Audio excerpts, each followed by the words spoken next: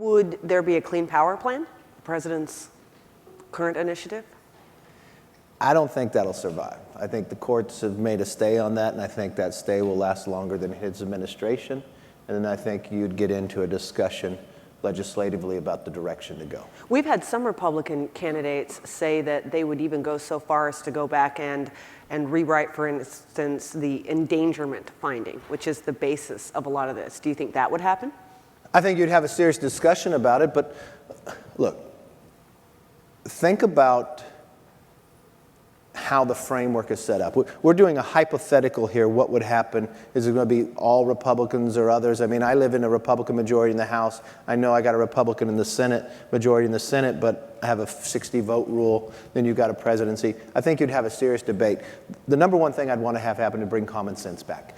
Do not allow one individual or one agency to pick what's going to happen. I don't think that's productive for anybody, and it's better to have all voices at the table.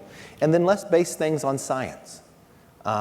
Base it in reality, common sense, and make it sustain itself based upon science and whether you can sustain it. What is the government's role in funding, if anything, breakthrough technologies, green technologies?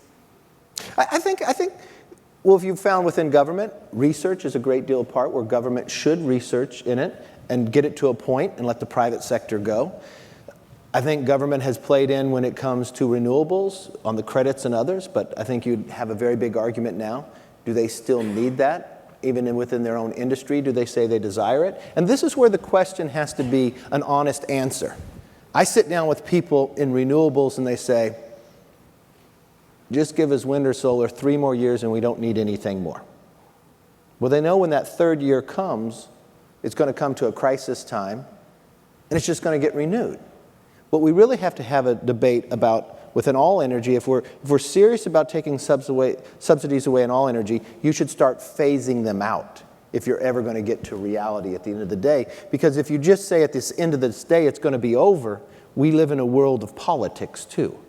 And we know the framework of when something happens, then it just gets going. And then if you're making a decision like that, really you're making a decision in a 2-week time period because it's happening maybe in an omnibus bill. That's the worst way to make policy. Policy should be made in a committee, debated, come through a floor, go to a conference, because then all sides are getting the argument. And then you're having a serious debate in the framework of where it's supposed to be created.